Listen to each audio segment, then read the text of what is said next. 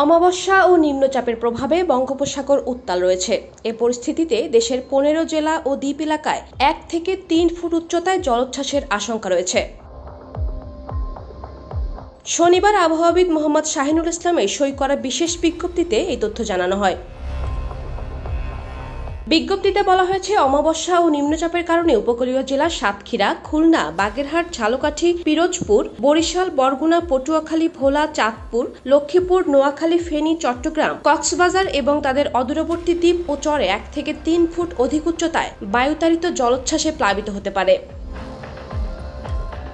এতে আরও বলা হয়েছে, পশ্চিমবঙ্গ ও তৎসংলগ্ন উত্তর পশ্চিম বঙ্গোপসাগর এবং বাংলাদেশের উপকূলীয় এলাকায় অবস্থানরত নিম্নচাপটি পশ্চিম উত্তর পশ্চিম দিকে অগ্রসর হয়ে গত মধ্যরাতে পশ্চিমবঙ্গ ও তৎসংলগ্ন ঝাড়খণ্ডে অবস্থান করছে।